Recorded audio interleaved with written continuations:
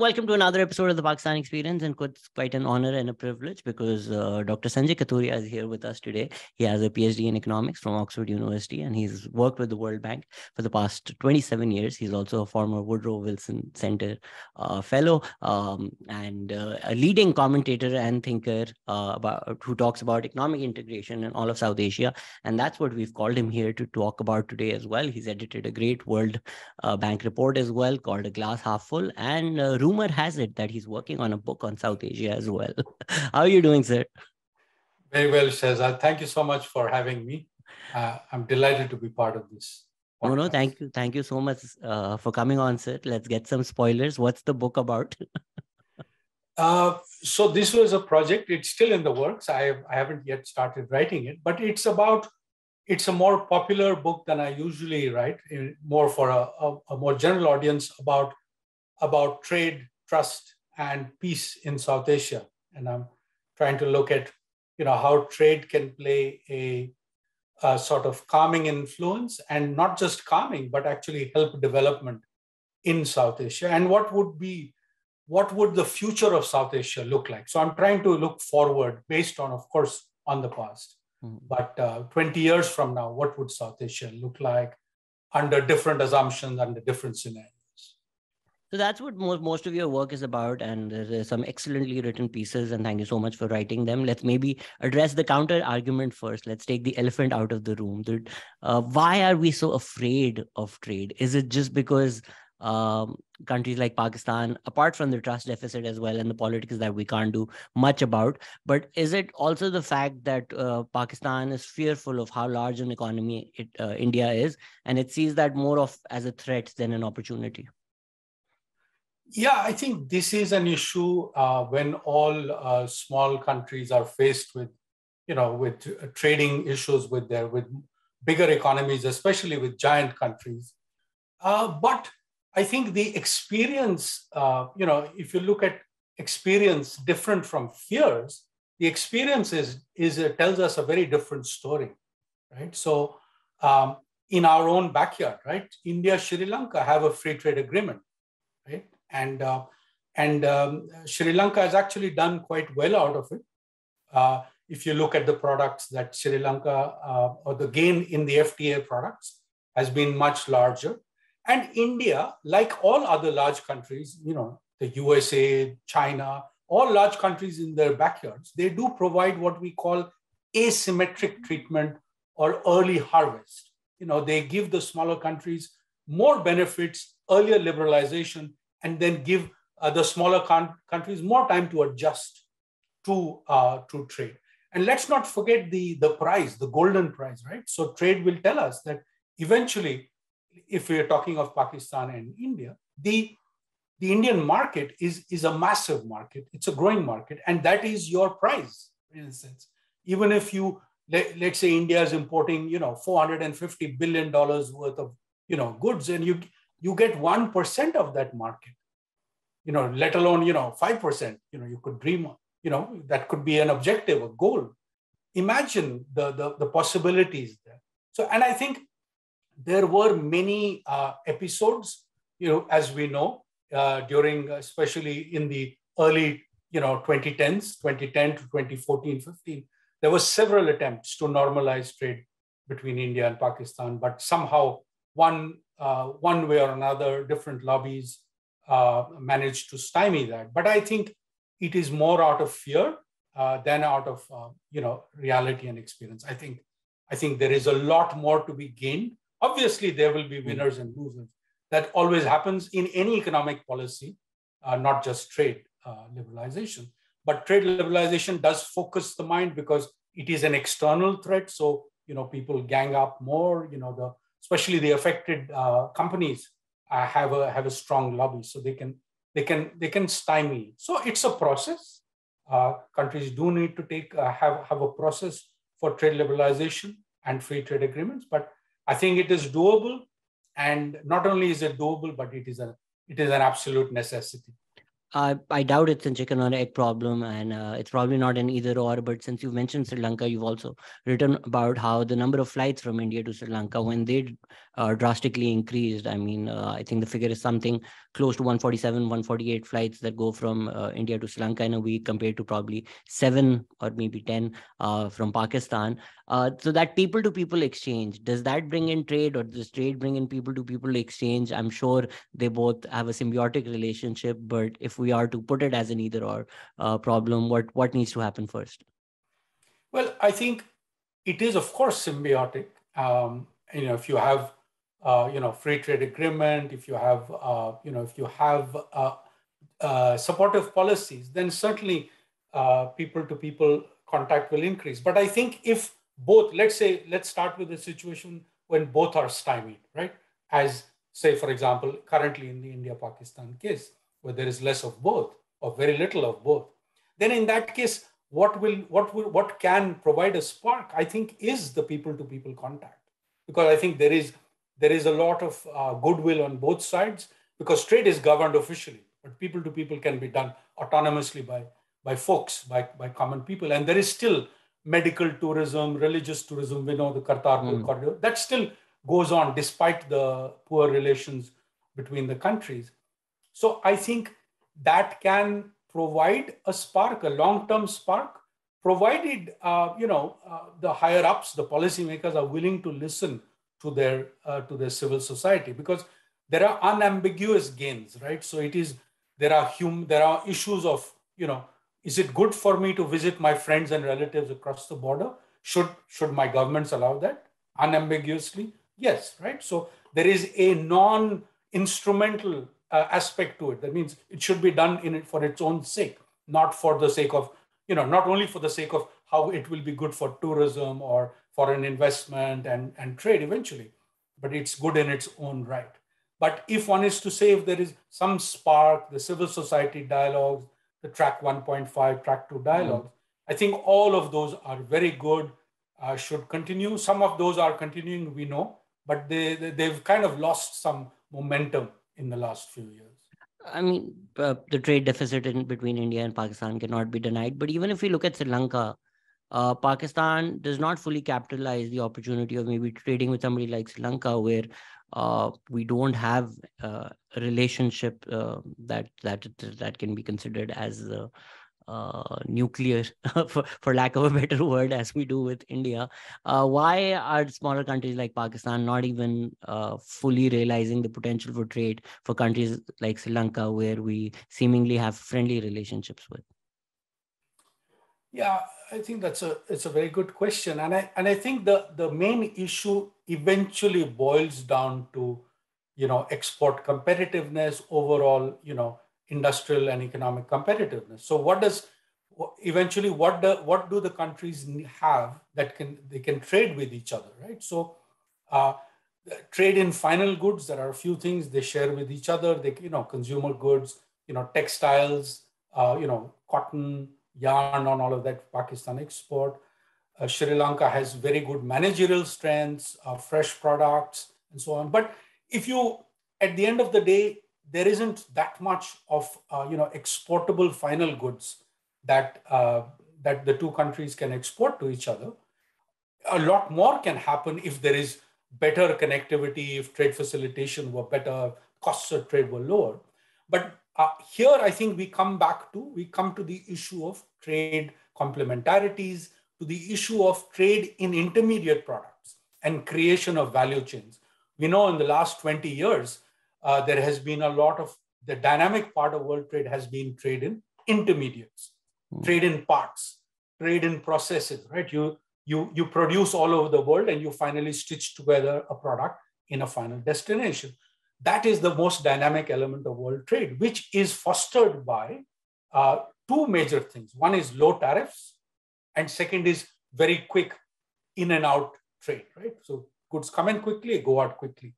Neither of the two countries, Sri Lanka and Pakistan, you've taken their example, they are amongst the two countries in South Asia which practice very non-transparent and high tariff regimes, right? So that's not good for value chain trade.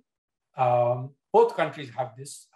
Sri Lanka, we've talked a lot, but in the glass half full that you mentioned, we go into detail of this. But this is not good for trade in intermediates and trade in value chains. So the possibilities of more dynamic trade in value chains doesn't come about because of these harmful policies that both countries and many others in South Asia do practice. I'm sure it's a bit of everything again, but the most classical economic example of trade, that the most simplistic notion is that you specialize, which maybe we see somewhat in Europe, where travel is easy, transportation is easy, whereas South Asia has had a fractured relationship with each other. Is that why countries have not focused on specializing and looking at trade with each other? Or is it because the global north sort of looks at countries like Bangladesh and Pakistan as the labor providers for the first world,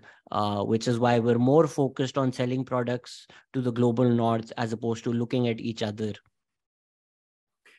I mean, I think so. Firstly, the demand for products that are, most of South, apart from India, most South Asian countries export textiles and garments, right? That is the bulk, that group of products. And apart from the small countries, apart from Bhutan and Maldives and Afghanistan, the other countries focus a lot on this segment, labor-intensive garments or more capital-intensive textiles and yarn and fabrics. But that's where the strength and the demand for this is largely in the Western world so far. So they have been focusing on those markets, and they have not, and they've forgotten because of the post-1947 syndromes and the legacies, the lack of memory, the progressively decline in memory of what it is to trade with your neighbors. They have really forgotten the markets next door.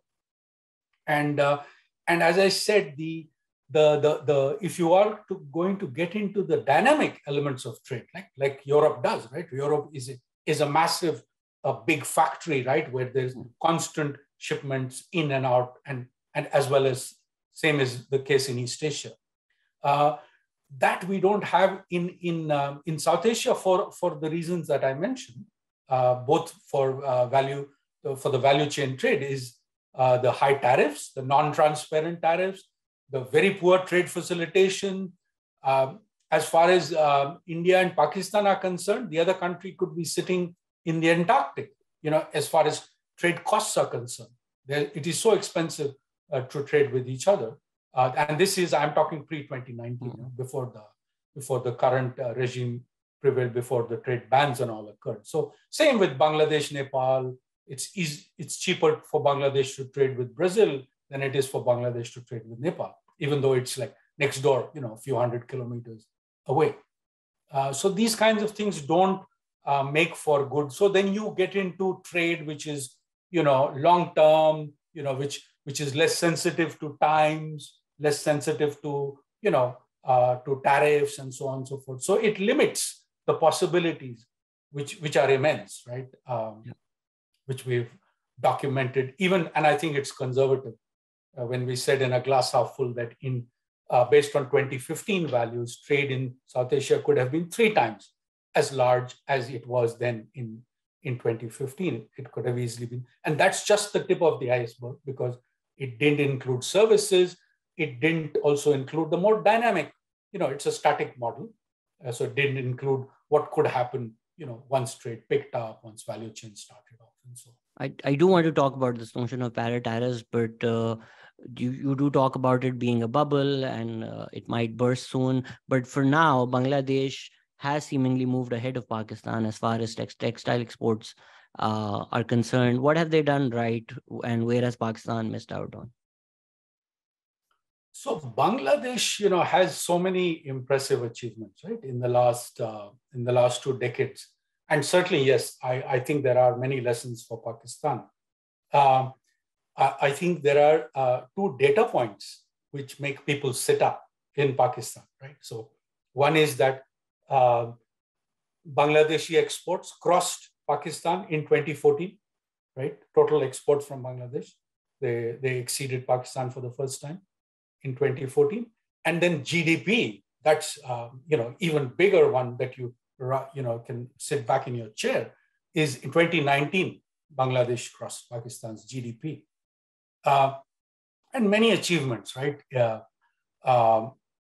Bangladesh has low debt, lives within its means. Its expenditure is subject to some norms of governance. I mean, not to overplay that, but there is there is stable growth, dynamic exports. There's a strong social sector achievements are well known, and there is a growing and deepening relationship with India. So, what has Bangladesh done in some of? So I'll quickly go through some salient points. One is that on the social sector delivery, right? So it's done pretty well in many indicators, and it's ahead of India in many areas, let alone Pakistan. So it gave space for NGOs to function, right? The Bangladeshi state realized the limitations of its own capacity, and so it partnered with well-known NGOs like BRAC, which is now the largest NGO in the world, and now working in more than 12 countries, 12 or more countries. So it gives space to NGOs like that.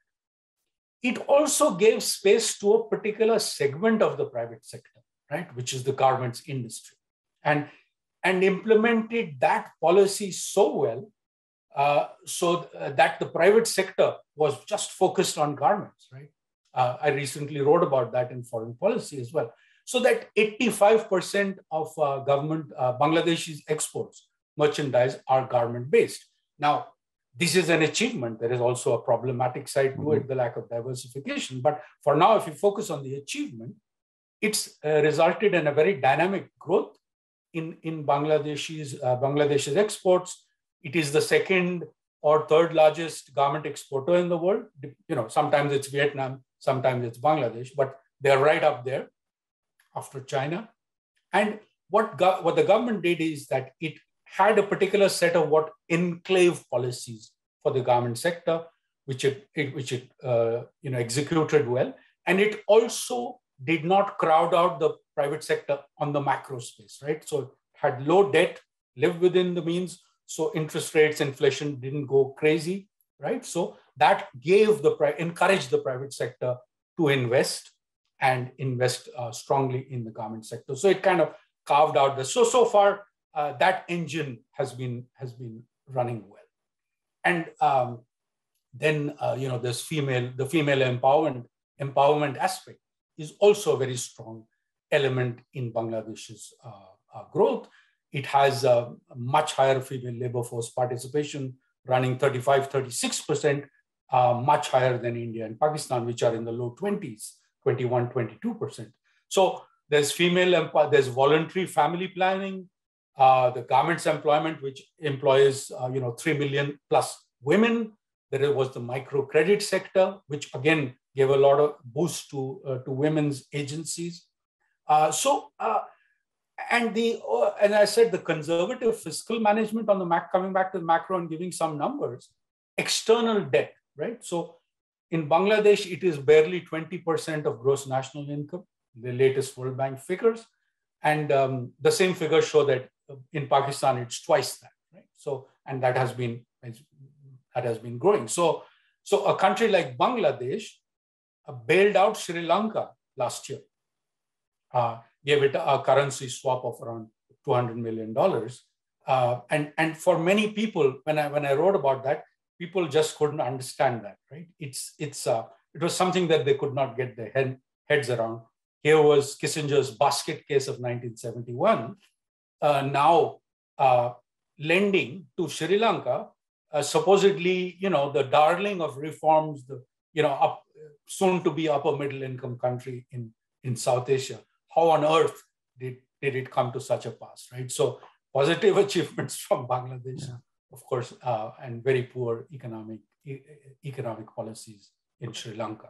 At this point, it's safe wherever Kissinger was, on whichever side Kissinger was on of history, just stand on the opposite side, and more often than not, you'll probably be right. There are many points that you've raised, and I'd like to talk a bit more about some of them. For instance, you were also in Dhaka for, I believe, 3 years as part of the World Bank program. Is it the economic policies of Bangladesh, or is it the social policies, which is why they've maybe been a bit more receptive to international NGOs and World Bank programs, whereas there has always been that skepticism that Pakistan has had, and for politics or state-led reasons, we've let anti-Americanism fester, which has boiled into the skepticism of even NGOs operating in Pakistan. Even a couple of years back, 13 NGOs had to be shut down. And then we faced that problem where the expertise that we lost, we did not have that when the floods occurred. So is it just our economic policies, or is it also our social policies, or maybe our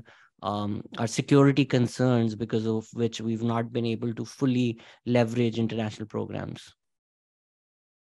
Yeah, I think Bangladesh has always had a kind of pragmatism, in terms of their economic policies. They have welcomed, American aid. They welcome aid from all over the world, and they were for many years, because things were succeeding, especially in the 21st century. Is when they really started taking off. And donors love success stories, right? So sort of their success fed on itself. They were very open. BRAC, of course, BRAC and NGOs like Grameen, they all rely a lot on international financing from donors. And donors were very happy to support such success stories. And I think donors love also the fact of, the female, that has been very big in the donor space for the right reasons, right? The female empowerment, the fact that, women can play their own role in society. I think Bangladesh has been, in some aspects, not in all aspects, but in especially on the economic side of it, has been quite a strong example certainly for the rest of South Asia.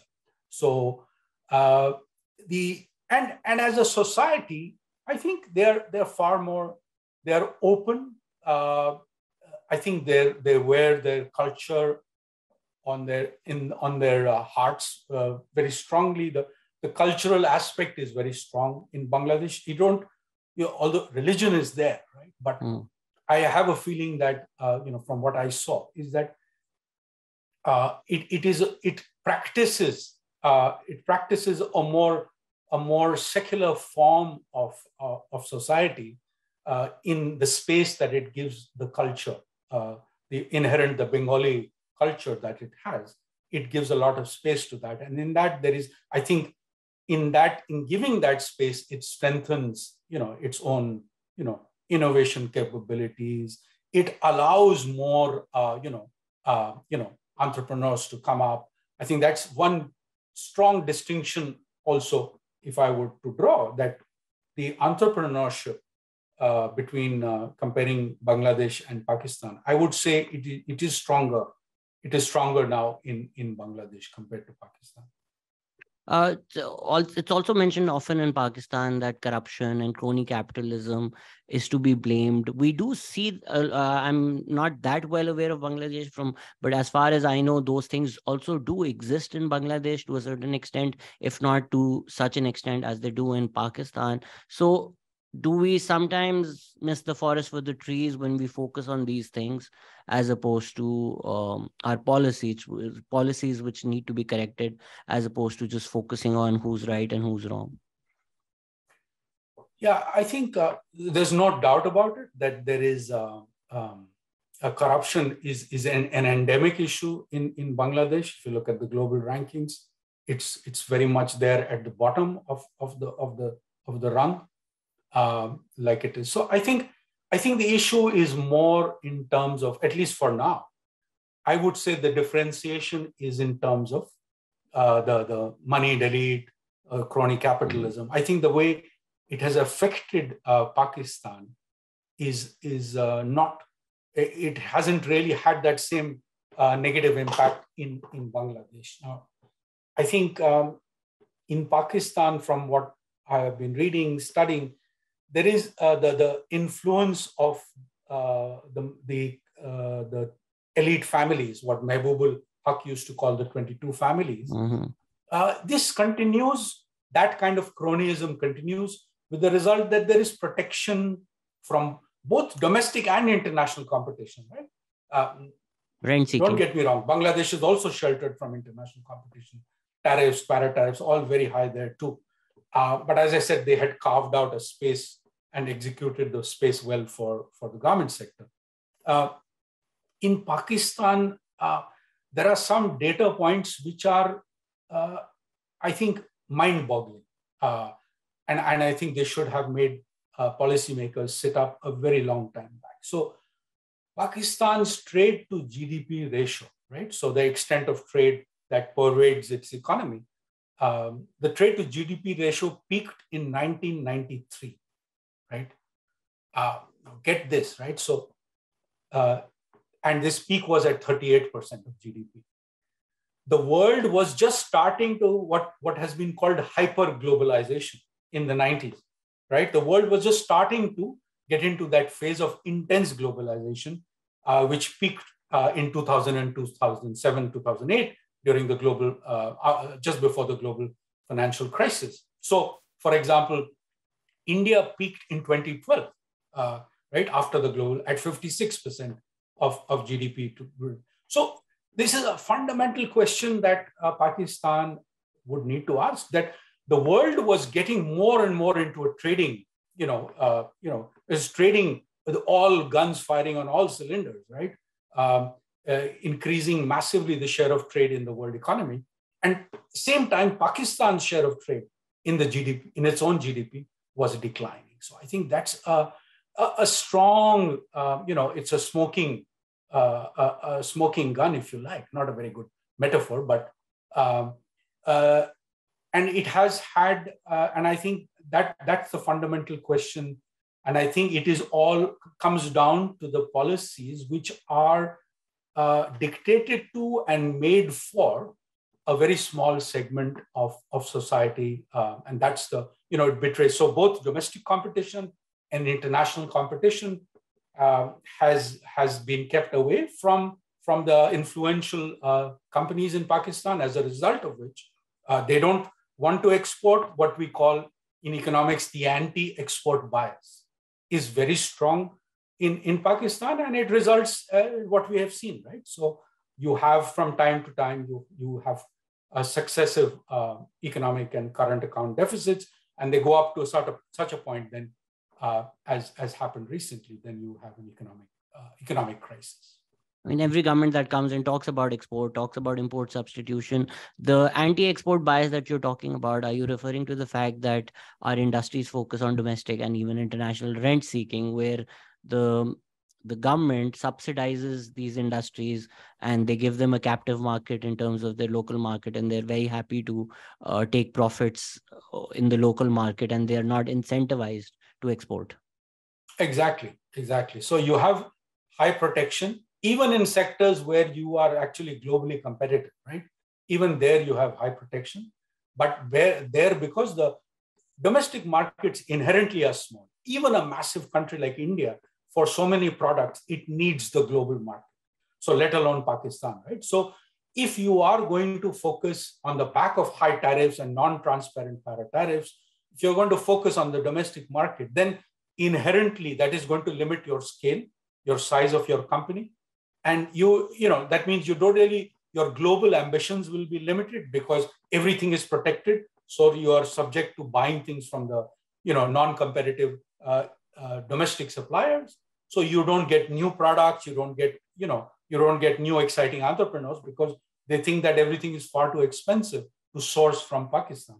And they can't think of more, dynamic possibilities because they look around them and see, well, input costs are way too high. How on earth am I going to be competitive if I want to produce, then if I want to produce a fancy, automobile part, or a forging for a General Motors car? I can't do it because my inputs are too. So protected domestic market and lack of incentives to really export, right? Because there is no pressure.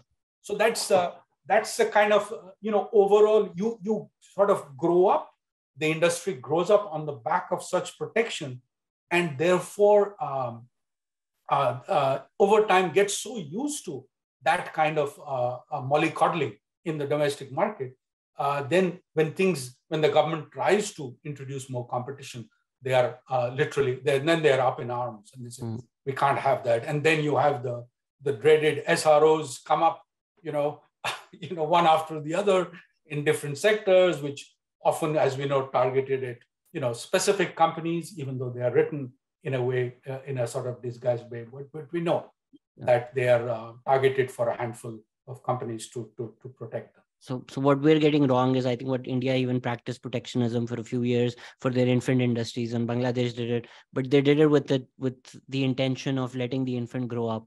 Whereas we have what we call man-child industries, which just never grow up. Yeah. One has to learn the right lessons, right, from the neighbors. So India is a massive market, right? So for many products, even as I said, even though India needs the world market for many, many product lines, especially if it is to grow and scale up and so on. But all said and done, India is a huge market, right? So to some extent, the kind of protectionism that India can afford, Pakistan cannot afford, right? So let's not learn for Pakistan, let's not learn that wrong lesson from India, right? So that certain things that economies of the size of Pakistan, $300 billion economy versus a $3.2 trillion economy, right? So there is a huge difference there. So Pakistan cannot afford now. India has been increasing protectionism in the last few years, right? Incentivizing domestic industry, the PLI schemes, the production-linked incentive scheme, and so on. I don't think Pakistan should be going in that direction. Pakistan is a small market. It needs to incentivize countries to export, so companies to export, not go back to focusing on the domestic market with subsidies. Now, the Bangladesh case, now the economies are more comparable, right? Even though now, as I said, Bangladesh has gone up a little bit, but the size of the economies is comparable. Bangladesh is, make no mistake, it is a very protectionist economy. But what they have done is they've managed to carve out the garment sector from the rest of the economy, given it very favorable access to international quality and international price. So through what they call a bonded warehouse scheme, which they have implemented superbly, right? So you get inputs for the garments industry at zero duty, which you put in a customs bonded warehouse and then re-export it again. It is executed that scheme so efficiently, and there is now a political consensus that come what may, whatever politics happens, whichever party is in power, let's not touch that golden goose, which is the garment sector. So the garment sector has almost become sacrosanct, right? Because everybody knows that's the golden goose for Bangladesh. So policies are very favorable, and there is still room for, China still exports, 3 to 4 times what Bangladesh does in garments. So there is room to take market from China for Bangladesh and room to grow. Although, diversification certainly is the need of the hour for Bangladesh, but that's another story. So I think one can't learn trade policy lessons, unfortunately, from Bangladesh for Pakistan, again, because it has, Pakistan doesn't do duty drawback very well. When I was in Pakistan last, I talked about, comparing these two experiences. Duty drawback is quite a disaster in Pakistan. So it's really doesn't function very well. So I think Pakistan should learn from other countries, right? So which Sri Lanka was the pioneer of trade liberalization in the late 70s. Should learn from India's experience post 91, between 91 and 2007, the successive declines across the board in the manufacturing sector, in the industrial sector, which really gave a massive kickstart to India's overall, and turned it from being a crisis, an economy in crisis, to now with reserves which are, despite some issues in the last year, reserves are very, very comfortable, and 550 billion in excess of that. You had a great salient point over there as well about consistency of economic policy. If the textile sector is so powerful that there is a consensus agreement, unfortunately, we can say all we want about the Pakistani elite, and on this podcast, I've said a lot.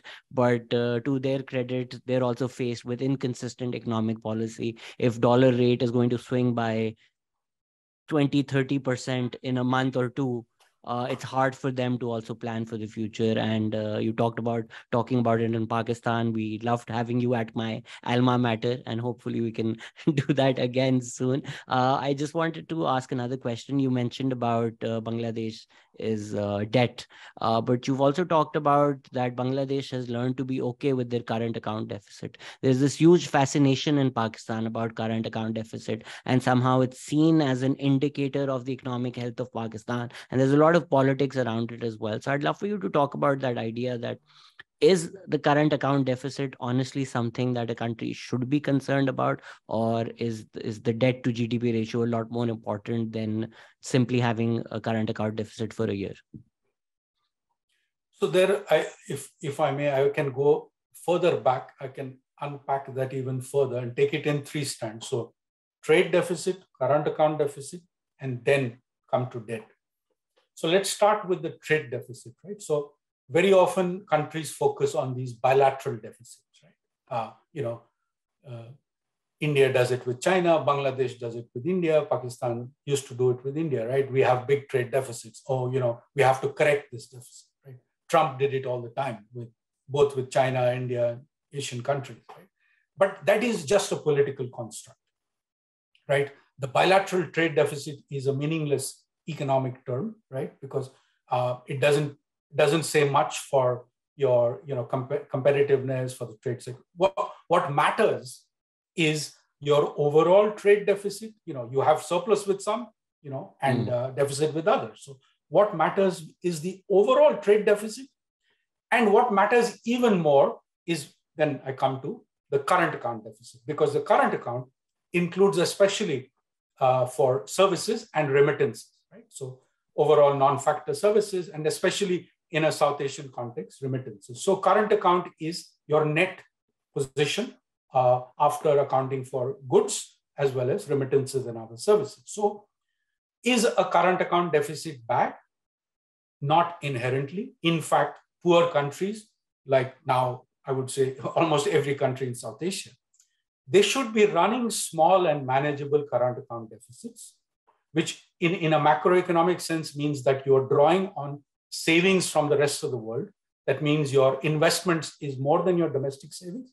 So you draw on resources from the rest of the world so that you're able to invest more than your domestic savings are. It's a sort of macroeconomic identity, right? So you should be running small, manageable. Different countries have different thresholds. It could be 1%, 2%, 2.5%, right, of GDP. But the important thing is it sustainable? The current account will be sustainable if you get capital inflows, right? If you get foreign investment, if you get other, portfolio inflows. And this is, in a sense, this is India's story. This is, you do run current account deficit. Sometimes, occasionally, there is a surplus. But by and large, there is a current account deficit, but more than counteracted by massive inflows of foreign investment, because India is an exciting growth story.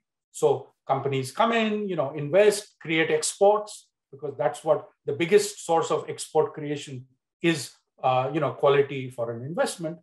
And that's exactly the same in Bangladesh. Now, Bangladesh more narrowly focused, as I said again, because it's a garment-oriented economy. But nevertheless, Bangladesh actually used to run often surpluses, right? Current account surpluses, which I would say was not so healthy for a growing and poor economy, because then you're lending your savings to the rest of the world. But it has often run deficits as well. It has grown. Foreign exchange reserves have grown. The macroeconomy has been pretty stable, and it has not had any sort of systemic macroeconomic crisis that it has had to resort to emergency borrowing of the sort that Pakistan has often had to do. So by all means, run current account deficits, but let make sure that there are sustainable inflows on the capital account that make those up. And you mentioned about volatility in the exchange rate and other policies. Yes, it's a mug's game to try to manage the exchange rate. Once you have any kind of capital flows and you have some vulnerability on the balance of payments, policymakers should not try to control the exchange rate. So look at India. What has India been trying to do is to, yes, they do also. It's not a free float, but I would say, it's lost. India's lost about $100 billion or 90, depending on what you look at, whether they include valuation changes or not. But it has been trying to manage a depreciation of the exchange rate, a steady with, ironing out volatility. But for doing that, you need to have a foresight not to intervene too much. You need to have the foresight. It's okay to let the exchange rate depreciate and, manage with things, but give out a signal because as you said, or hinting at, investors, companies like stability. That's the biggest thing. They can live with even poor policies, but stability is the fundamental thing for investment. So it's instability is a complete no-no for investment and exciting animal spirits. And debt? Oh, debt. So eventually what happens is, let's say if you run persistent current account deficits, or you have other big projects that you run over and above financing the deficit, right? So let's say you don't get sustainable capital inflows, don't get enough FDI, don't get enough autonomous portfolio investment, then you will start to borrow to make up that current account deficit. You will start running, your debt will start going up. And a red flag is external debt, which is a much bigger red flag than, say, domestic debt. And if you have big projects, right? So like, vanity projects that Sri Lanka had as one of the roots of its economic crisis, or, many projects in Pakistan, what kind of scrutiny were they subjected to? So once you start accumulating debt, which is partly because of persistent and unsustainable current account deficits, but partly also because of other, not just to manage the current account, but also other big investment projects, without looking necessarily at other, sustainable, is their economic rate of return good, socially, justifiable. Then what happens is that once that debt starts creeping up, then you get into a vicious cycle of debt servicing, high interest payments, repayment of debt, and when there was balloon payments, right? When there is a sort of bunching of repayments, then that's when problems come up, right? So policymakers then have to run frantically to Saudi Arabia, to China, to Kuwait, to the IMF, and so on, to try to finance that looming, balloon debt repayment. So once debt starts hitting, in the early days in the EU, there's to be the Maastricht criteria of 60% of GDP as a red flag for debt. Now, I think the world is well past that threshold. World is much higher debt tolerance now, post-COVID and so on.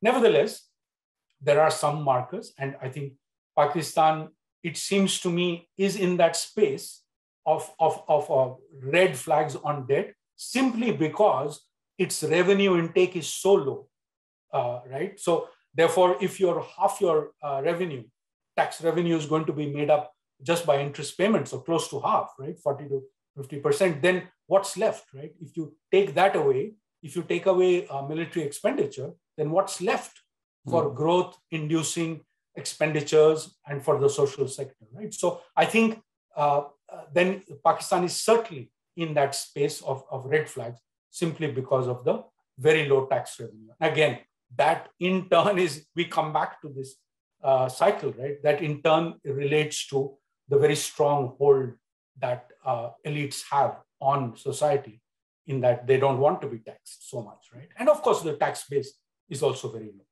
I think the world also realizes that Pakistan operates like an Akshay Kumar comedy movie at this point, where we get money from the US and we pay our debt to China, then we get money from China and pay our debt to Saudi Arabia.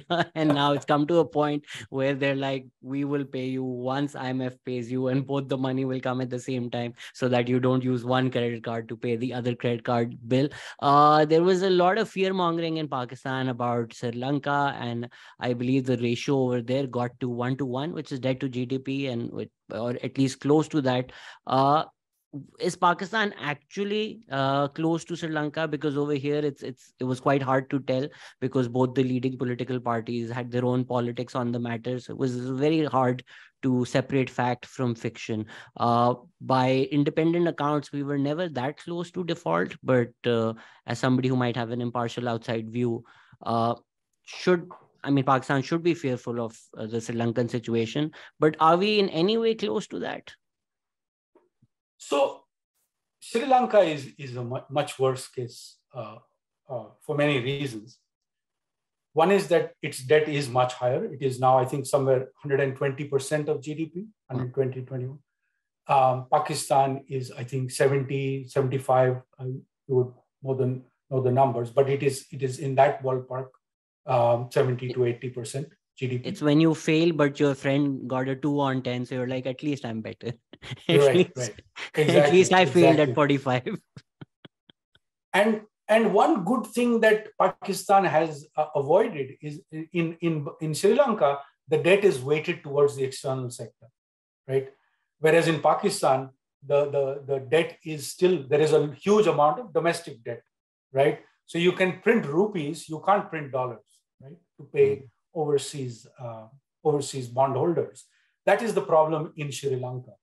The balloon debt repayment, very high debt repayment, and then eventually that led to a situation where questions were being asked by some of their foremost economists, that is it really worthwhile to repay international creditors, or should we be using our scarce reserves to import fuel and medicines, right? So it came down to that, and then they basically announced a default. So Sri Lanka, so Pakistan is not there, but I think there are, as I said, there are very big red flags. And I don't know if you were going to ask me, but it's sort of naturally leading me to this question of should Pakistan default? Should Pakistan restructure its debt? And I have worked on some countries which have been in very high debt, like Jamaica. But I think it is time for policymakers to very seriously consider, right? So are we going to subject the population to so much of pain continuously for God knows how much the foreseeable future? If you're not going to restructure debt, right, then you're going to have to generate a primary surplus. Currently, there is a big primary deficit, right?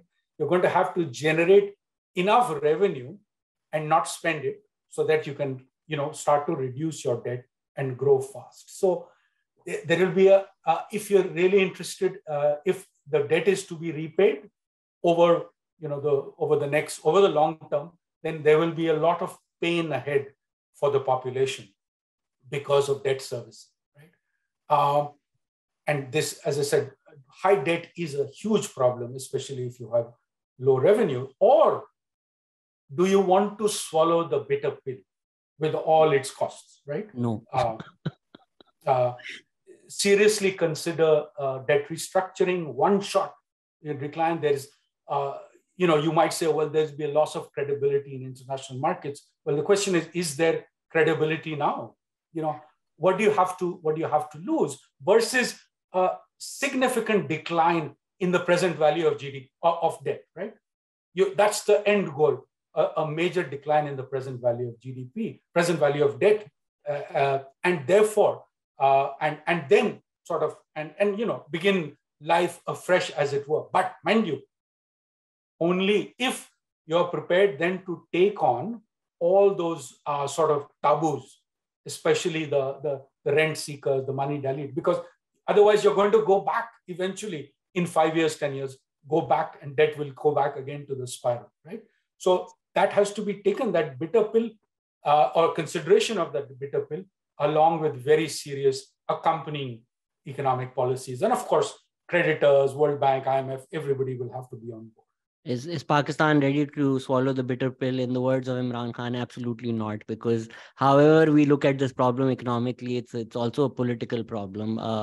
The powers that be will not let Pakistan default, because that will put at risk certain equipment deals that have already been struck the moment some money has come in. So till those need to happen constantly, I don't think we will ever come to a point where we go to default and there is massive restructuring, because that might stall certain deals that need to happen. We do look at the IMF program in itself as being a bad thing, whereas we saw that India also had a successful IMF program. Is Pakistan's problem, you mentioned vanity projects. I believe there's an airport in Sri Lanka as well that just nobody goes to. Pakistan also used external debt to build things like Mangla, to build things like Tarbila Dam, which are seen as successful. But do you think by and large we've used the money that's come from war on terrors, the money that's come from America in the form of aid, the money that's come from IMF towards subsidizing the elite? And they've sort of, as we call it in Pakistan, ayashiyan. That's how they've spent that money. Whereas if they had spent that money towards building industries, we wouldn't be in this constant boom and bust cycle. See, look, so IMF resources, so our money is fungible, right, at the end of the day. Right? So IMF is not a tool to resolve or not an anchor to resolve structural problems. Right? So IMF is meant to get you out of crises, backstop, or forestall crises, bolster reserves, and so on. Should Pakistan have used the opportunity of crises, successive crises, to change, alter its economy and get it going on a sustainable path? Absolutely. That's what usually crises. Crises help to focus the mind, and economists say there is nothing like a crisis for reforms, right? And Pakistan has been to the IMF 23 times, right? Even more than Argentina, which I think has been 22 times. So perhaps it's the highest ever. No other country. The highest in South Asia, at least, I think. Yeah. Argentina, which is always quoted as the other one, has been 22 times. But certainly Pakistan is right up there. So it has had many, many opportunities of crises to restructure. But it has unfortunately not been taking them. What it has happened is that the IMF support has basically bought time, right? So you basically going from one crisis to another, right? And it has not led to any long-term solutions. And it's very easy to see there the kind of the content of economic programs, right? What are the content of the IMF programs? They're very, again, you always go back to tax reform, trade reform, reduce these non-transparency and all. But is it eventually anything ever done, right? After the initial sort of measures are taken, then you go back to the old way of doing things, and you don't really address the fundamental thing, right? You don't address, how do you address the power of the elites, right? How do you really introduce genuine competition in the economy? I think those kinds of issues are not addressed, and the IMF is not in the business of addressing those, right? So I think it's up to policymakers to take care of those and to think. So you asked about India, and I'm trying to understand. So so India had one episode, right? In 1991, in my living memory, of going to the IMF, right? So this crisis in 1991 was a massive shock in India. It was a rude shock for India, for its, as they say, ठेस पहुंची बहुत India for its pride. But fortunately for India, it had actually been preparing, right, in terms of readiness of some key policymakers. So there was a reform blueprint already ready. It was homegrown. It was called the M document.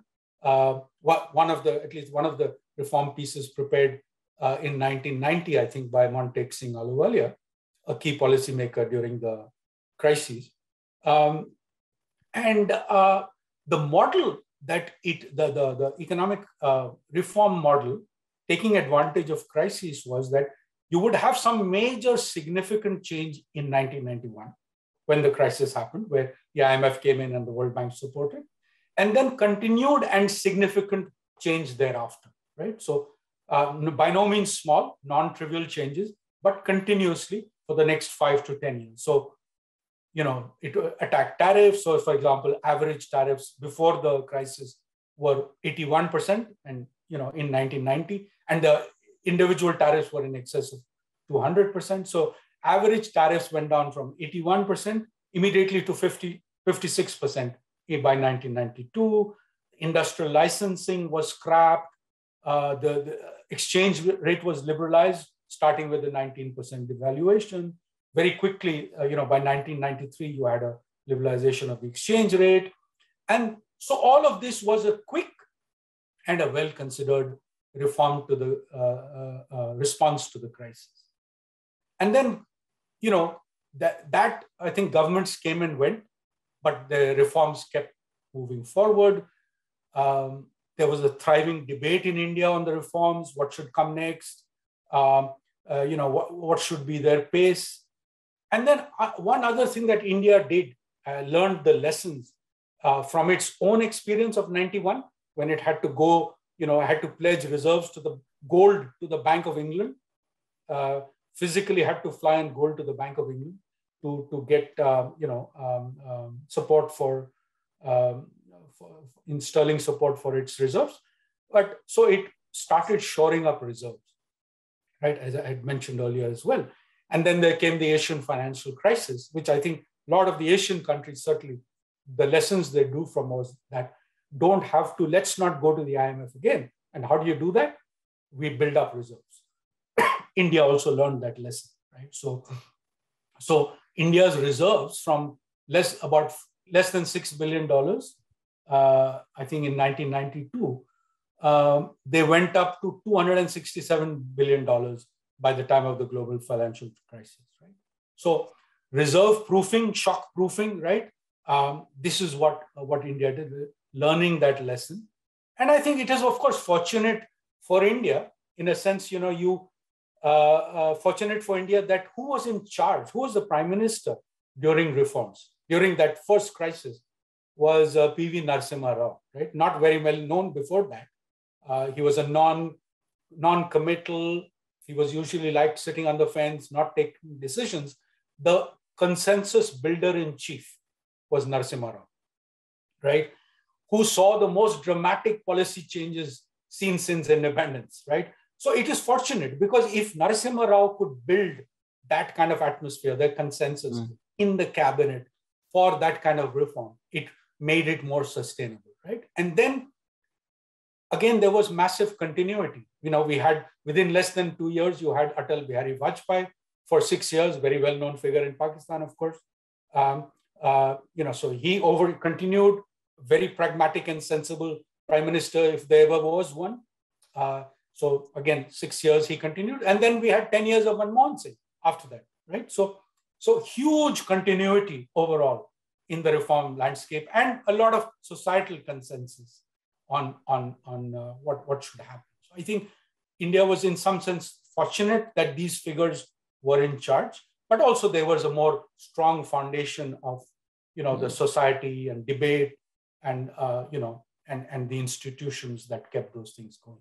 Unfortunately, we have a fascination with the strong man, but the data shows that coalition and consensus governments often get a lot more reform done than a populist government. You had also mentioned remittances, and you also talked and written about remittances being a success for Bangladesh.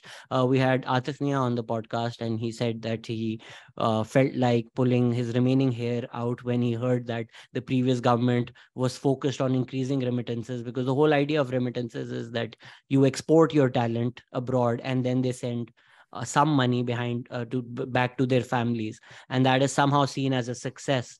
But you've talked about that as a success for Bangladesh. So do you mean that in terms of the short term pressure on the currency, remittances relieve that pressure, or can remittances also become a long term success, considering that you're probably exporting your best talent when you rely on remittances?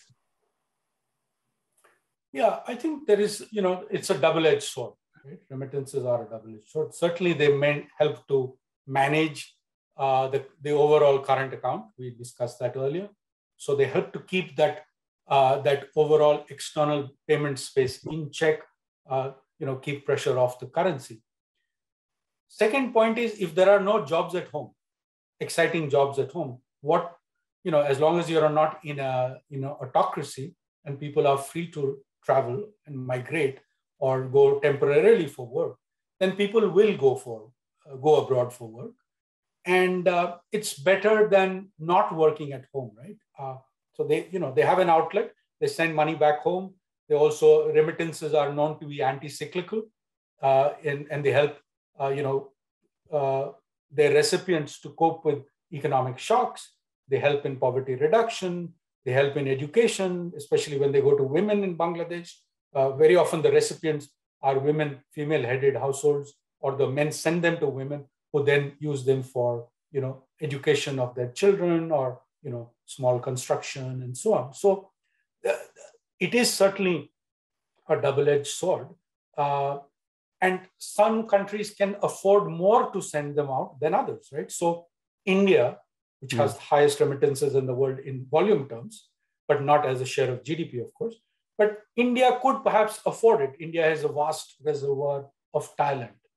Can Nepal afford to export it? No, and Nepal is, it's hugely dependent on remittances. And the figure is a mind-boggling one, right? It's in the 20% of GDP, if I'm not mistaken. And that means there is a massive shortage of skills in Nepal, right? But what do the people do? There are no jobs, no exciting, sustainable jobs in Nepal. Hopefully things will start turning around as energy shortages reduce, as it starts finally cultivating its hydropower potential, and maybe more people will start staying back. But currently, a lot of men migrate from Nepal. And yeah, so, remittances, the other thing that remittances do, and I think what Atif may have been also hinting at, is that, there is this phenomenon called the Dutch disease, right, which you may have heard of, which means basically it leads to an artificial appreciation of the exchange rate. If there is too much of remittance, right, then you're actually pegging, because your supply of dollars then is high, right, because they're sending back money all the time, then the exchange rate becomes artificially high, and your manufactured exports then suffer because the exchange rate becomes appreciated. Now, I don't think Pakistan is in that situation, nor currently is Bangladesh, and nor is India. But now everybody is under pressure because of the US government, US Fed policy. But different issue. But yeah, I would agree with Atif that I don't think that a policy of actively sort of encouraging, labor exports for large economies like Bangladesh and Pakistan is really is good for, in the long run, for the economies. People will leave, they have to leave, but your real strength is putting them to work for good use, giving them the space for their entrepreneurial energies to flourish. Who are some of the world beaters? We know that they have the capacity. Look at the South Asian people when they are abroad. And it's not just India. India, of course, everybody talks about Indians abroad and CEOs of the world and so on. But the same is true for Bangladeshis, same is true of Pakistanis, and to a lesser extent for the smaller countries as well. But these big three countries have a lot of capacity and talent, which is seen in the performance of their people when they are abroad, when their energies are allowed to flourish, right? So they have the capacity, they have the talent. Does the economy have the wherewithal to support their energies and their talent? That's why it was quite baffling to me how remittances were being celebrated, and it was being celebrated that remittances are close to exports, which should be seen as a huge flag as far as I'm concerned. If your remittances are equaling exports, I know it was an hour back, but I had promised that we will come to the idea of paratariffs, which is one of the main components of a glass half full. How do paratariffs discourage trade? Is it just because by they increase cost, and do paratariffs only exist to sort of get around regulations of trade that were not, these are not tariffs, but at the end of the day, they're hidden tariffs? Yeah, they're hidden tariffs because that's their function, right? The governments creatively name them. South Asia is very creative. The three countries, Sri Lanka, Bangladesh, Pakistan. Jugaad tariffs. Jugaad, right? All kinds of jugaad. They call them special duties, airport duties, petroleum duties, house building. You can give it any name you can think of. The function is the same.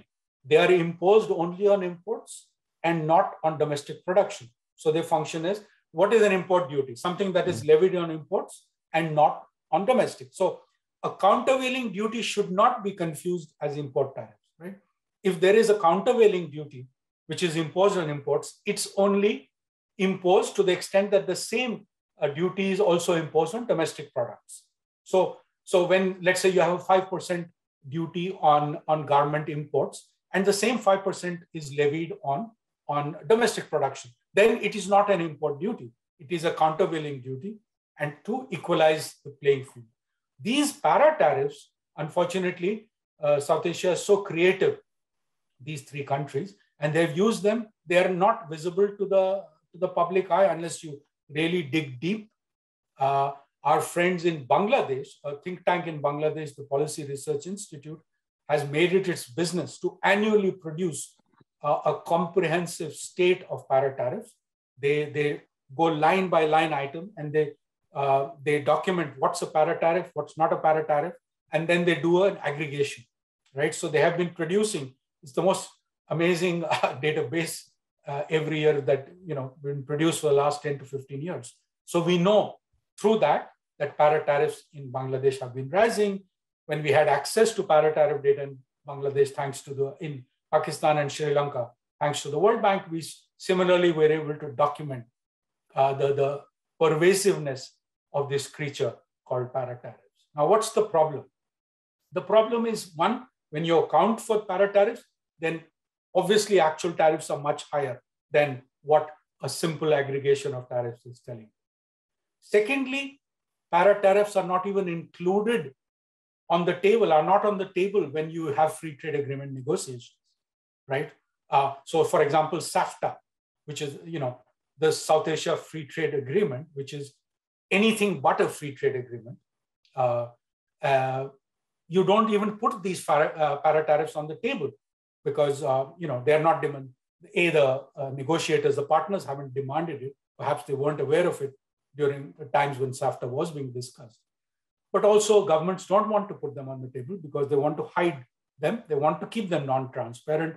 And the WTO, the World Trade Organization, hasn't also got around to systematically documenting this curse of para-tariffs, because I think there aren't that many countries in the world who actually practice this scheme of things. So overall, it's very bad because also they are levied on specific products according to lobbies, the SROs, or the special duties and all of that, the cesses. So it affects certain sectors, which is what the lobbies want. And so it affects those where potentially countries could be very competitive, right?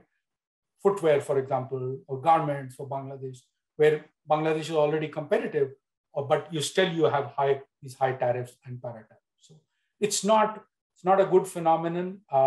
And the sooner these para-tariffs are done away with, so that you can at least start discussing transparently what on earth are the tariffs in your partner country. Do you also think that countries like Pakistan imposes these because it's an easy collection?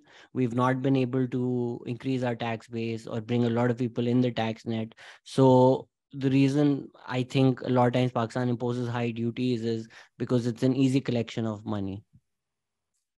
Yeah, so I'm okay with, I mean, as a justification, I think one can say, why not tariffs, right? So why para-tariffs, right? So because as far as WTO offers are concerned, I'm sure Pakistan, what they call the ceiling rates, right? When you are product wise, you have a ceiling rate offered to the WTO that you will not exceed those, right? The applied rates, the actual rates that prevail in the country are always lower than the ceiling rate. So Pakistan has a lot of scope to, there is a lot of room to increase the transparent tariffs instead of going for these. So the revenue raising function could be accomplished and better accomplished, in my view, by transparency and increasing tariffs. What Pakistan and Bangladesh, Sri Lanka are trying to do is do this, but yet do it in a cagey way so that the rest of the world doesn't make such a noise about it, or the reformers in your own country, the civil society doesn't raise a fuss about it because it's less easy to grasp and understand. That's the whole function. And yes, countries in South Asia are very trade dependent on trade taxes. These are, and the three, perhaps it's not a coincidence that the three countries, these three countries, Sri Lanka, Pakistan, Bangladesh, all very low revenue generation countries, also very heavily dependent on trade taxes. Because it's easy, as you said, tax base is very low. And yeah, so it's easy and necessary to tax trade. You know, but there are ways to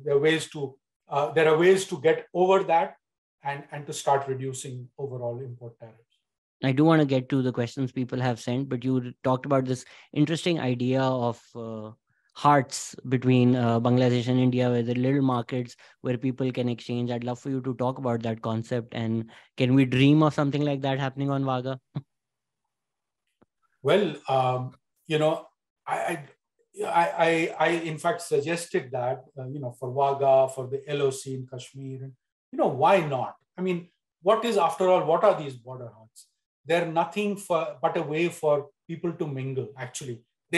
Ostensibly, it's because of trade, right? Petty trade, you know, fruits, vegetables, fish, small things that they trade with each other. But our evidence on the ground was that they are as much, if not more, of a device for people to meet their families and friends from across the border. Or if they don't know them, get to know people.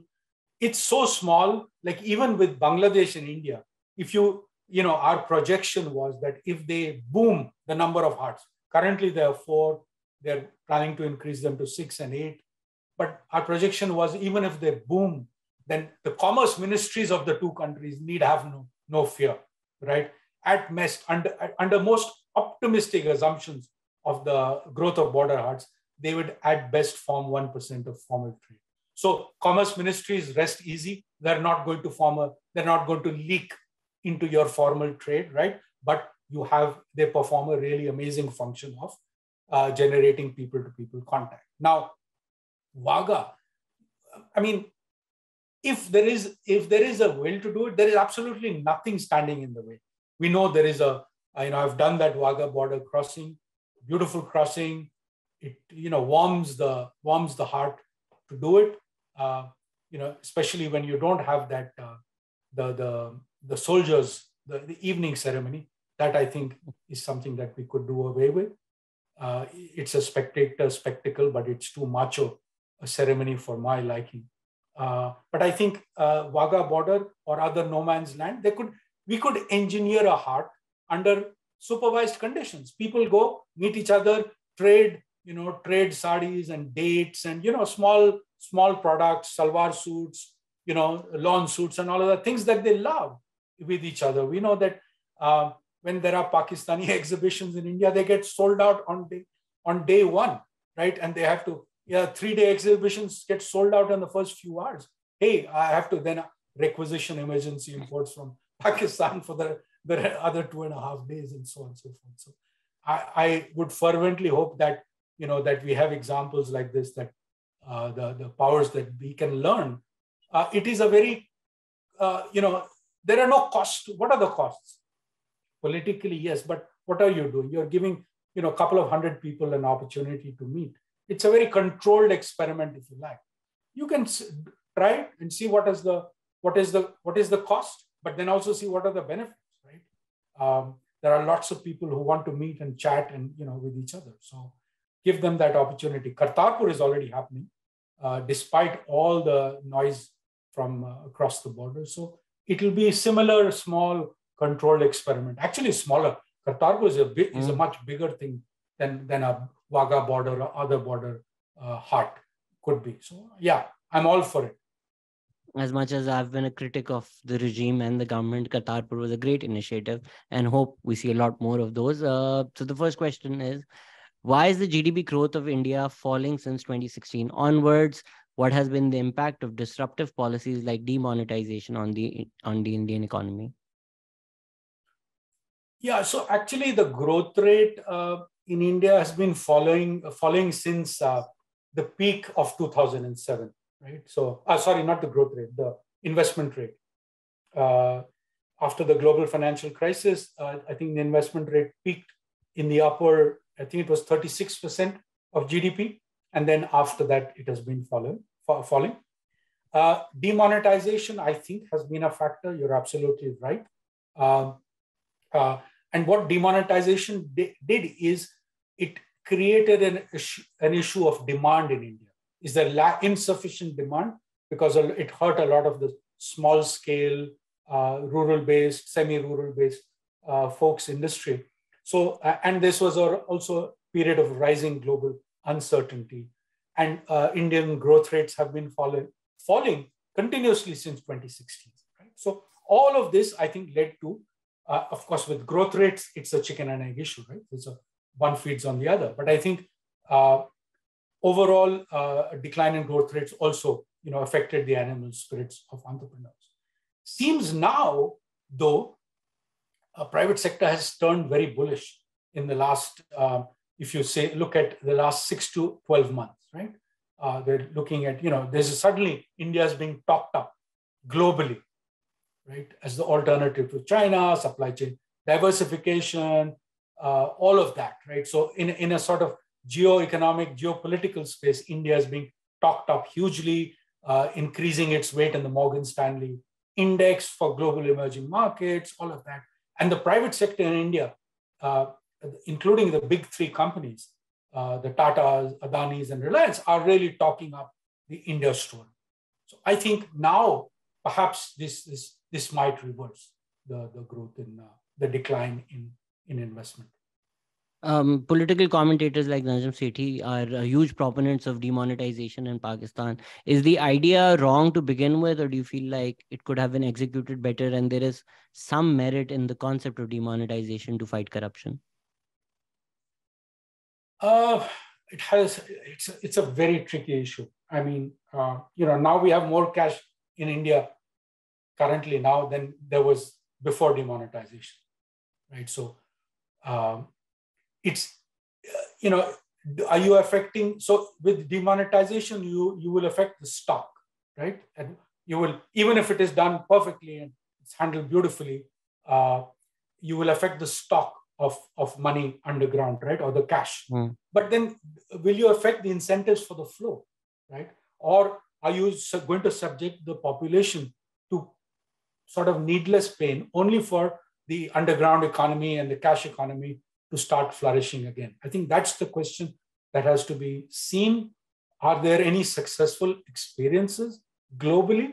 I'm not an expert on this, but I haven't really seen any major successful demonetization experiences being talked about. And there have to be some very strong preconditions for this to succeed. So, and do we have the capacity? Do South Asian countries have the capacity to do successful demonetization? I'm not sure. How can we generate an economic dependence of India and Pakistan between each other, as we have achieved in the case of Bangladesh? We have seen this phenomena easing the conflict resolution path, as despite so many conflicts with Bangladesh, relations remain good, and several conflicts have also got solved in the past decade. Yeah, thank you for this question. Here, I think the story is start small, but think big, right? So I think this is what happened between Prime Minister Sheikh Hasina and Prime Minister Manmohan Singh in 2010 with her visit to India, sort of beginning a new era, I think, in bilateral relations, which began with energy trade.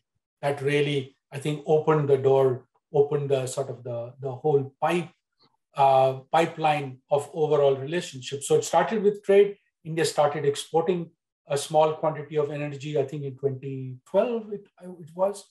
But so energy trade happened, right? So, and then trade, India then opened up completely for all LDCs in South Asia. And again, Prime Minister Manmohan Singh initiative in 2011. Unilaterally, India opened up its market to all South Asian least developed countries, right? So without any reservations, except for 25 sin products, right? So that was a big sort of welcome strongly in Bangladesh, which had been lobbying for years to increase its garments quota in India, right? It was subject to, exports were subject to quota. So then, just things, one thing led to another. Tourism, Bangladeshis are now the largest tourists in India, believe it or not, right? Both general tourists as well as medical tourists, right? They've exceeded the US, they've exceeded the UK, and they're, so they come to India, and India has its largest overseas embassy operations in Bangladesh because they're frantically issuing visas right and left, day and night, right? So this is huge. There was an initial, so I'm trying to, so you start with something which is feasible and then let that play out, right? So energy trade, Bangladesh was suffering from massive energy shortages, and India, and both countries saw this as an opportunity with Bangladesh sitting in the middle of the Northeast India and the rest of India. So there's a big opportunity, and both prime ministers and their teams had the vision to see it through. So lots to learn. You started with energy. Now there is a deep and wide ranging. Now they're even discussing a comprehensive economic partnership so going beyond a free trade agreement, right? So, and Bangladesh knows that in 2026, it's going to graduate from its status as a least developed country. So it needs now to explore markets which are no longer, unilaterally given to it, like India, right? It will graduate. So in the case of India, Pakistan, where can we begin? Given where things are currently, perhaps there needs to be a quid pro quo to get over this logjam. So you see neither side is seen to lose face, right? Because I think it must be an ego issue on both sides that you aren't talking trade, because despite it's so obvious the welfare benefits of trade on both sides. So one idea that I have, and I've spoken about this is tomatoes. Public. Is tomatoes. Tomatoes, yeah. क्या कीमत आसमान पे चढ़ रही है लेकिन no, but I have something more tomato trade for sure, and there's a quid pro quo, right? So it's a big issue, but it is a quid pro quo. One is Wagah border trade for Pakistan Nepal trade, right? So there is a clear quid pro quo, and what I mean here is that Afghanistan has for long had a demand that it should be allowed to trade with India through the Wagah border, should be allowed to import from India through the Wagah border. Currently, it is only allowed to export to India, but its trucks go back empty. So most efficient trade route is via Wagah border route, Peshawar, and so on. So if Afghanistan is allowed, or if India and Afghanistan, Pakistan agree that yes, Indian exports can go through the Wagah border via the land route to Peshawar and then to Kabul, then similarly, India can offer a particular route from, say, Wagah to Kathmandu via road, right, as a quid pro quo. Is this too big to begin with? Perhaps. Maybe we start with tomato and then we get to something. I mentioned tomatoes because you mentioned them at Lums, how they complement each other. The harvest season in Pakistan is the opposite of the harvest season of tomatoes in India. So it just makes so much sense that when we're harvesting tomatoes, there's a demand in India, and when India is harvesting tomatoes, there's demand in Pakistan. So in a free world, this would have perfectly complemented each other. Absolutely. There are several such products where there is complementarity of the cycle, of the product cycle. So yes, it is a easy win-win, no-brainer, and yeah, there are no egos to be massaged here. Maybe one day a Tomatino festival at the Wagah border. I do think Pakistan is now genuinely open to the idea. The powers that be, General Bajwa spoke about geoeconomics. Miftah Ismail alluded to allowing tomatoes. I believe he also said tomatoes when there was a shortage and a need, but unfortunately, the politics always seem to win over the economics or actually what the people want.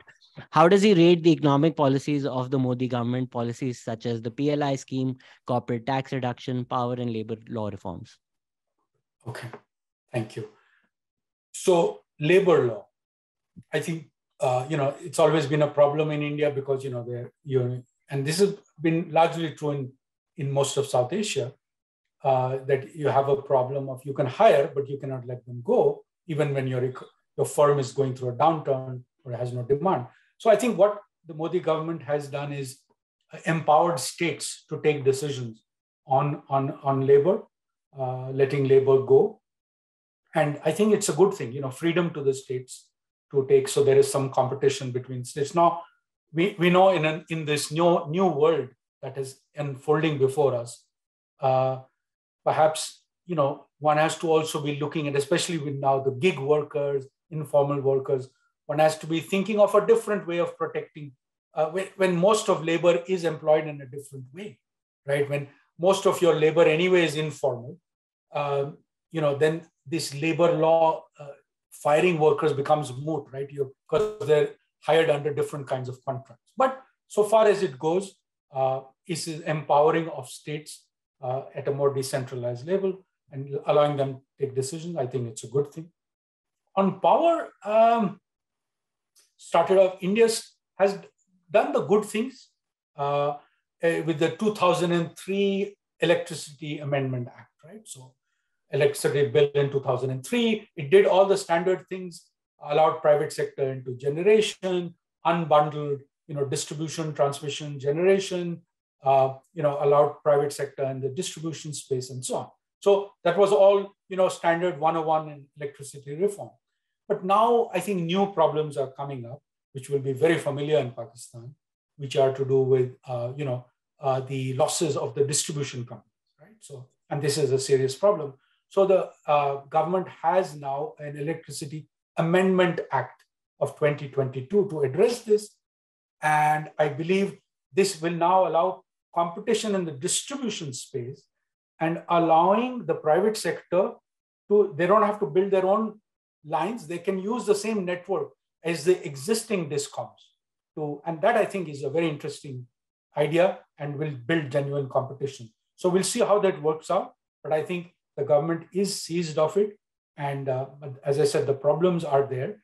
But certainly, I can't resist saying that Pakistan should study this Indian power sector reforms very closely, because we know that is perhaps one of the most fundamental problems, and what the IMF, because it's a fiscal issue, keeps coming back to again and again, is the power sector circular debt. So it should study with an open mind what the achievements and not so great aspects of Indian power sector reforms. I think there is a lot to learn. Overall, how would you rate Modi's economic policies? So I think the latest salvo was the PLI, right? The production linked incentives. I think the jury is out on that. It's too early to say, given on India's own past experience, I think I'm kind of I'm a bit skeptical, but I'm willing to be proved wrong on this. Overall, I would say, look, it's hard for me to put a number on the reforms. I think there is big downsides on the social sector. Not addressing enough the question of employment and the question of delivery of quality health and education. I think these are three big things. I think done very well on renewable energy. Big issues, big plus points there. Big plus points on bankruptcy code for the financial sector. All of that. So I would say maybe a 7, perhaps. I'd give, I think there are, so as I said, there is a lot of luck involved in India's moment now, the geopolitical, geoeconomic aspects to it, but many things have been done right, especially on the infrastructure side and some on the policy side that I spoke of.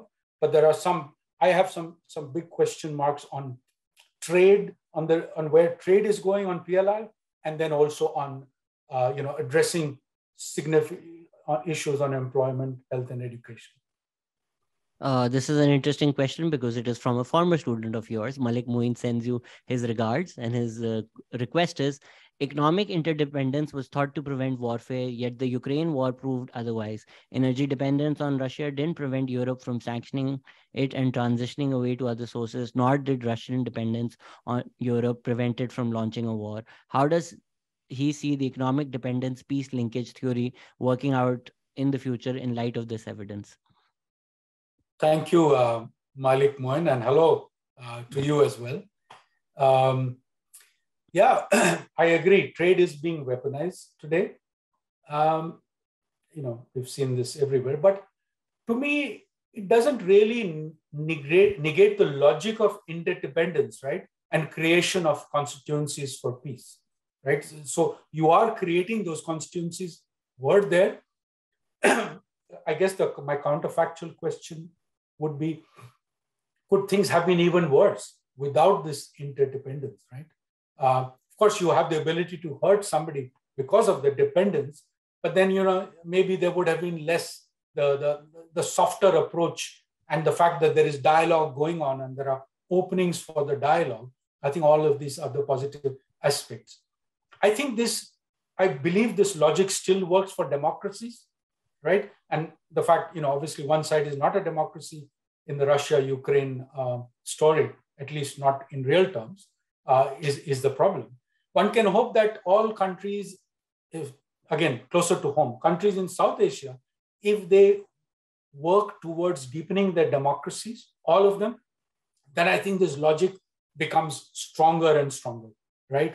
So I think neighboring democracies will work very well with each other. So I think one can hope and one can wish that deepening democracy actually happens in South Asia, so that this logic, which I believe in, and more for democracies, can work. And India, Bangladesh is a strong example, as I said earlier, of where economic benefits are creating momentum for these political gains, where there are democracies on both sides, although people will have problems with blanket,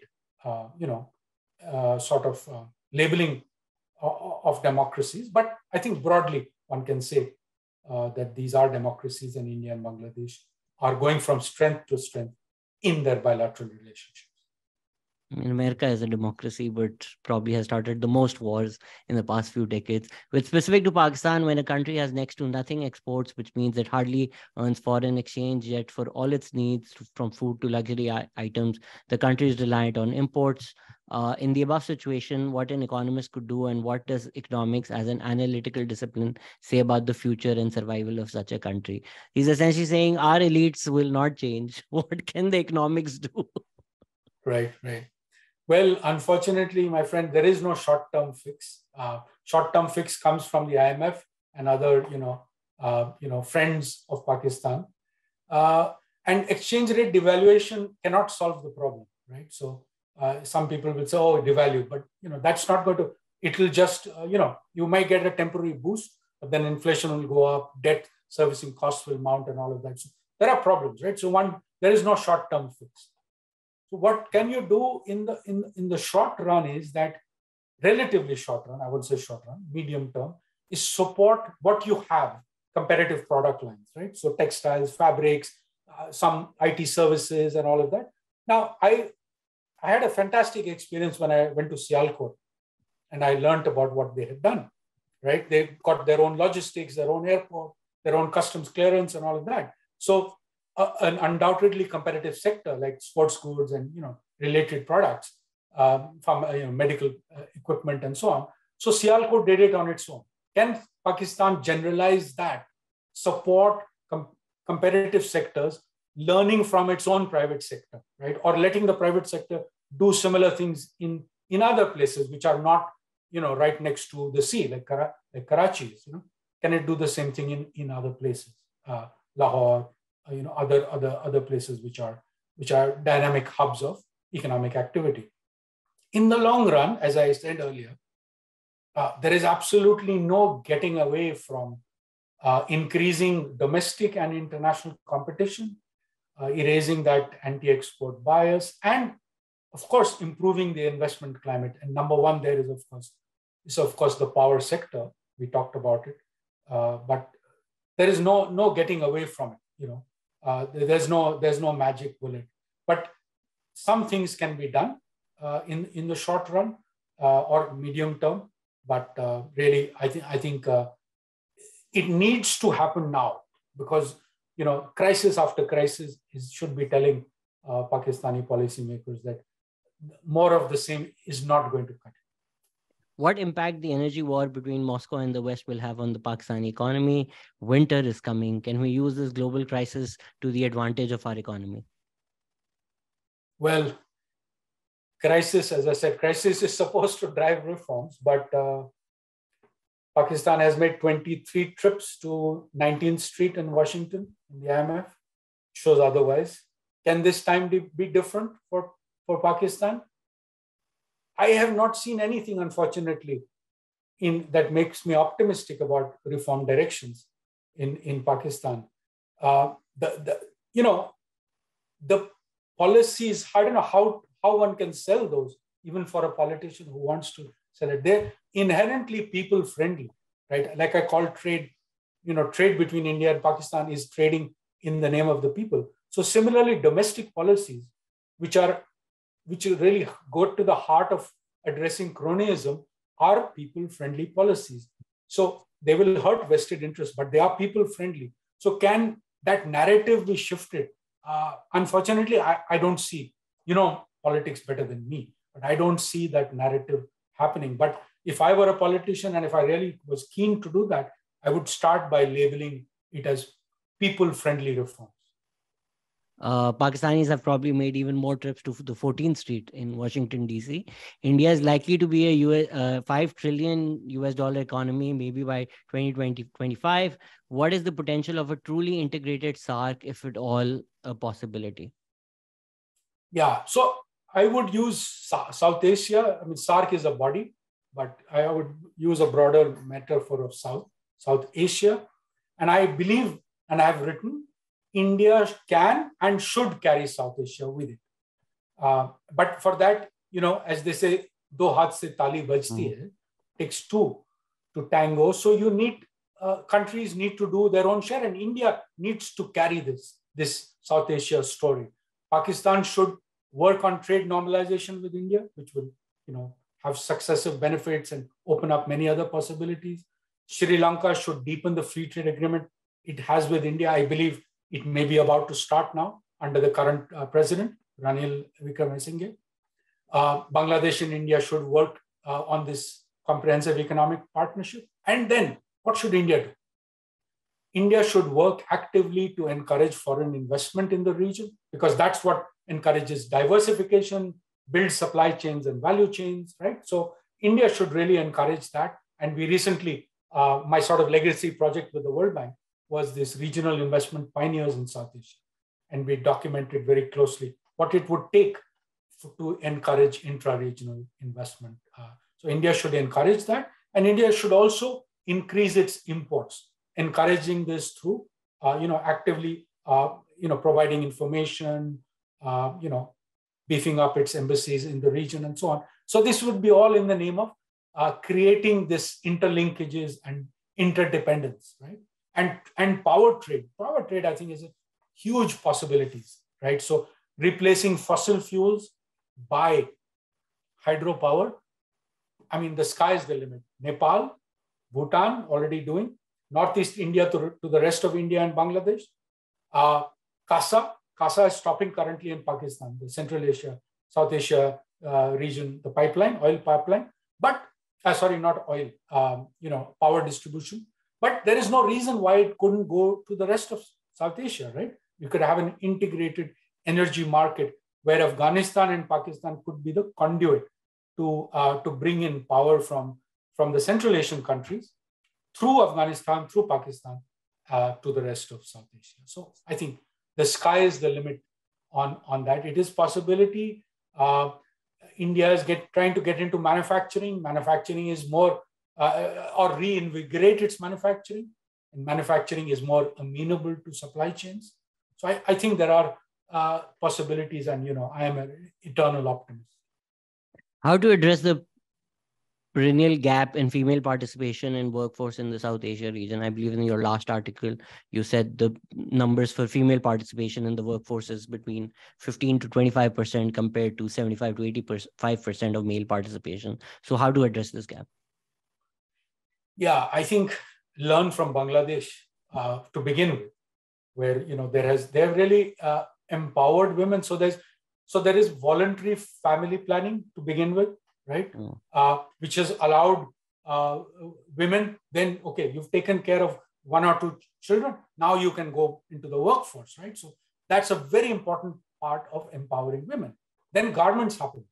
The garments, 80% female employment, right? So there's strong, once women start earning, their self-esteem goes up, they start making decisions, and it sort of is very good for the family. They care about their children.